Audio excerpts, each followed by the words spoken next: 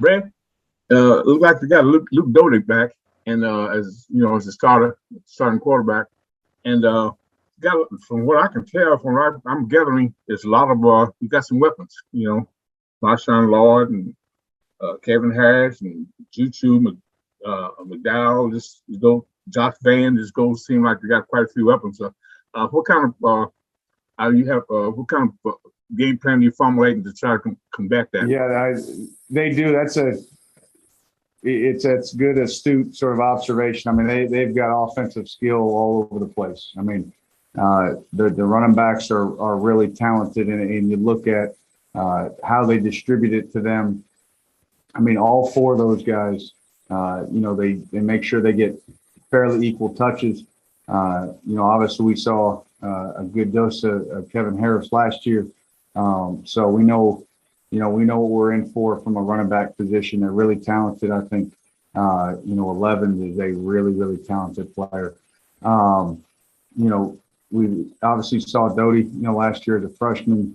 He's coming back. He made some really tough throws against Georgia that showed a lot of toughness and grit, standing there in the pocket. Those receivers, obviously everybody saw, the kind of catches they can make there on the outside edge. So they've got a lot of weapons to deal with. So we've got to be mindful, and we understand the challenge that we're up against. But they can run the ball. They can push the ball down the field, and those receivers can get it. John Hale.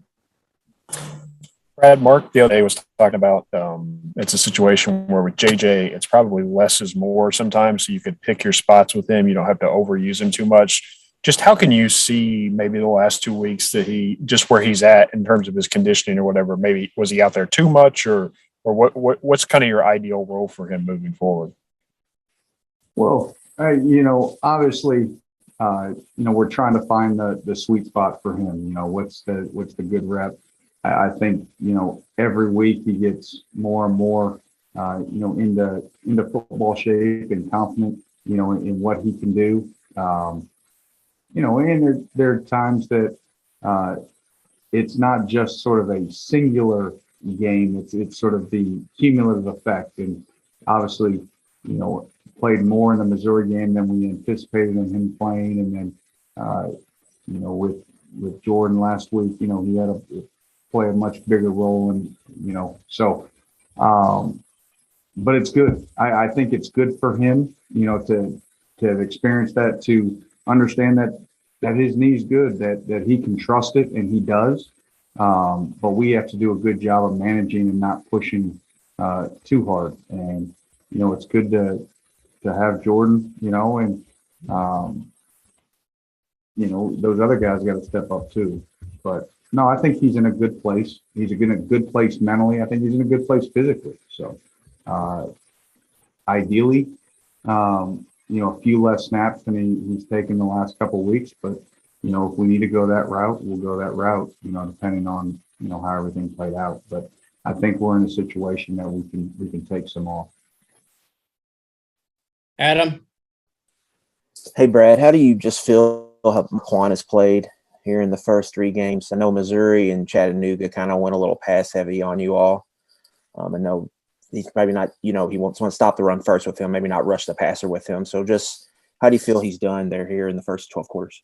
Yeah, I think he's done decent. I think there's still more that we can get out of him, and I think there's more that he would sort of want out of himself. Not necessarily I think his effort's been really good.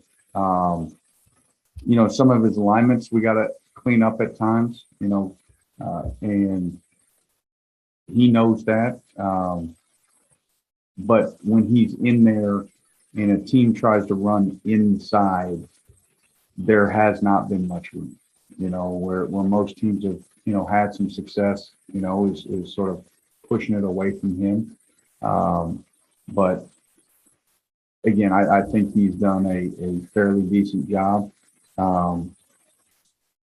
But his standard and the standard that I've talked about with him is that to be a difference maker, it's not just about doing decent or doing good. We need him to to make some plays that can help change the outcome. And you mentioned it. There are some that there aren't plays to be made. If you're on an edge and they run away from you, it's hard to affect the game. Sometimes if you're in the middle and they run to edges, you don't make as many plays. But hey, listen, if they're going to go to the pass route, right, just like we challenged Q to be an effector in the pass game last year, he needs to continue to affect the quarterback. And he's done that in some occasions, which is good.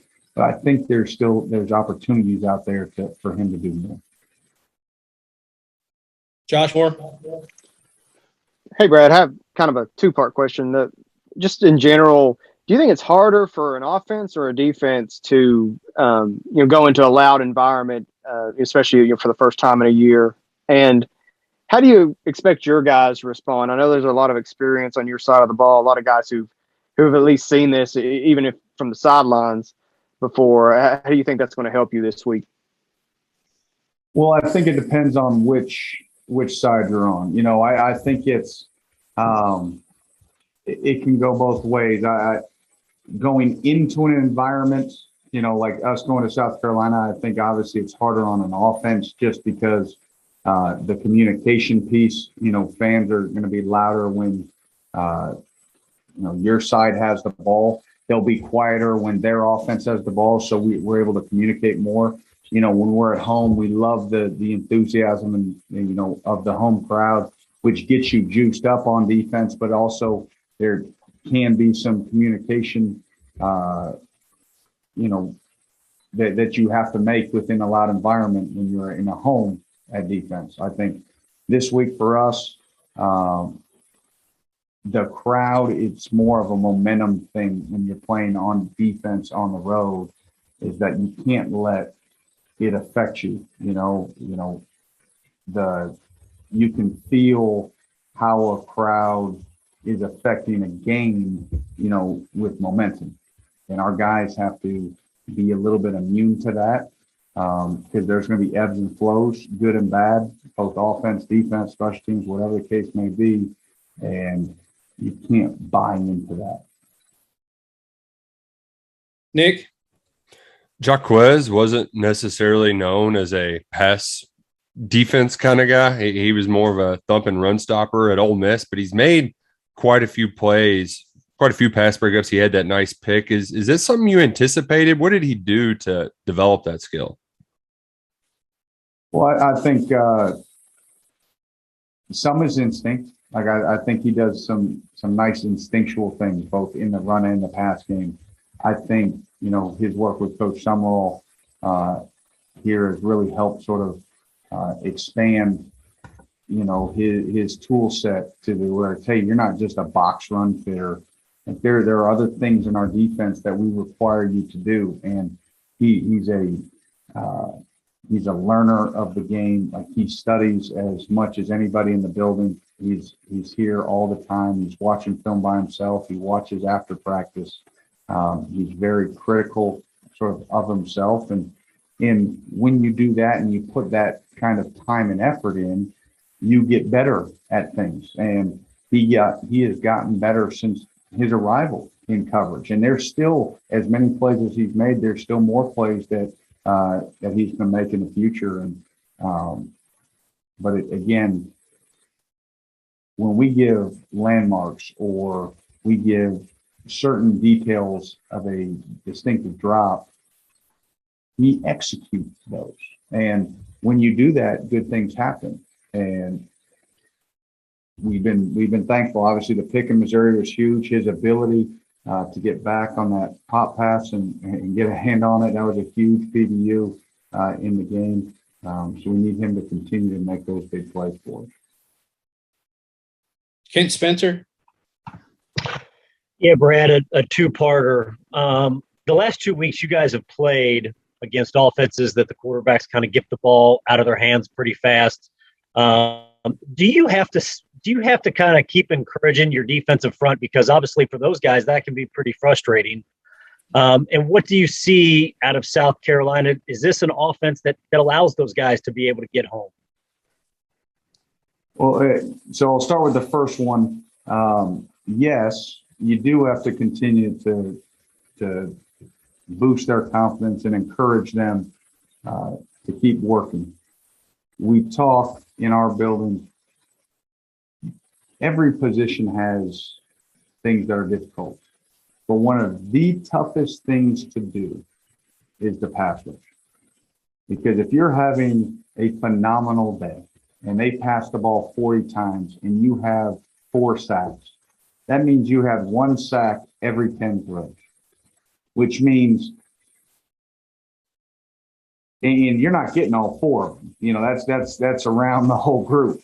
So I may rush 10 times to maybe touch the quarterback once, or maybe touch him twice. You know, I think everybody sort of makes the point that, you know, we didn't sack the QB. I think we had 9 QB hits, you know, which is one of the larger numbers that we've had, you know, over the last couple of years. But yeah, so don't get frustrated. It's about affecting the quarterback. And, but hey, in this day and age, everybody understands that's something we have to temper with our guys to say it's not just about sacks. It's about affecting the quarterback, doing your job, running, getting out of the stack when the ball is thrown. And it is really hard because it is mentally taxing. If I told anybody on this call that, hey, you're going to take a test and you're only going to get 1 correct and 9 incorrect, you'd feel really poor about yourself. So, yeah, and obviously, you know, we had the QB hit on the interception, you know, which affected the quarterback. You know, everybody talks about Ty, but people forget about Ox hitting the quarterback. And then I'm sorry, the second part of the question, what South Carolina does, you know, they're going to have opportunity. They're going to push the ball down the field, but just like, you know, the last 2 opponents, obviously, I think, you know, you can anticipate the ball coming out quick as well. And so we got to do a good job. We got to pin ball carriers to the ground. We got to continue to tackle. I think we need to tackle better. But when they go to take some of their deeper shots, our guys have to convert and they got to win. John Clay. Yeah, Brad, my question was about Ox. How do you feel like he's coming along? And what do you want to see right now in his development? Consistency. There are flash plays with Ox. There are things that he does really well, you know, that you get excited about. You know, he does a nice job effort-wise. He strains on every play. But he needs to continue just to be consistent on a down basis to be, you know, that stout boundary tackle. And when he has the opportunity to win one-on-ones, you know, he's won a few, but that position is so critical to this defense. You know, you think about when Calvin was second in the SEC from that boundary tackle, you get a lot of one-on-one opportunities. And when you win those into the boundary, you know, we're really successful as a defense. So he needs to continue to grow in that area. But he's putting in the effort. He's working. So, you know, I would probably sound like a broken record, but no matter what the stats say, no matter what the scoreboard says, the thing that I'm most proud about this defense is they're a bunch of workers. And they come in every day and they grind and they work. And, you know, as a coaching staff, we got to make sure we do a good job of putting them in the position because it is not for a lack of effort. Okay, we'll take these last 2. Jeff Drummond, then John Wong. Go ahead, Jeff. Hey, Brad, and looking at the stats, it seems like South Carolina has been pretty good on 3rd down. What do you see there, and what are you guys doing as far as trying to continue to get better in those situations? Yeah, they've got a lot of playmakers they can get the ball to. They do a nice job making good decisions at the quarterback position, and that's such a crucial aspect of it is, you know, the quarterback understanding, you know, where to go with the football. And then, you know, guys have to win their one-on-one battles. You know, for us, that's what it comes down to. It comes down to 1, executing the defense called, and 2, winning our one-on-one battles. We've done that, but not nearly consistently enough. And then on 3rd down, you know, we sort of ebbed and flowed in that Chattanooga game. You know, we were We won all our third downs in the second quarter. I think it was maybe 2 of 7. They were only 2 of 7 maybe in the first half. But the second half it was poor. I think they may have been 5 of 8 or so in the second half. And we've got to be better, in those crucial situations on third down. I think we had maybe 2 of them there in the fourth quarter. And then the 2 they had in the first half that they converted were both on the first drive, a 3rd and 2 that got out on us. That was a bad play call on my part. I tried to get a little too cute. And then, the screen there in the red zone, we just got to, when you play man coverage, you got to pin that guy to the ground. So, again, some of it's play call, some of it's execution. We just have to continue to clean it up. And John Wall. Hey, Brad, I'll finish up with a 5-parter. No, I'm just kidding. I have 1 part. You talked this year so much about both sides of the ball complementing each other. The offense complements the defense. The game is so much easier for the offense if you generate takeaways, if your guys generate takeaways. So I didn't know if there was any extra emphasis this week. You only have 2 for the year. Was there any extra additional intentional emphasis this week on being able to generate those turnovers? Yeah, it's one of those things that, yes, I mean, we emphasize that all the time. That is a huge talking point every week, from spring ball to fall camp and it's not as if the guys are saying, I don't want to catch the interception or I don't want to strip the ball out. It's that fine line. There were some missed tackles that happened. The third quarter, on the first drive of the third quarter, I can just see it in my head, is we have guys going in, the ball carriers kind of standing up and they're ripping at the football because they're there's an emphasis on, hey, let's attack the football, attack it.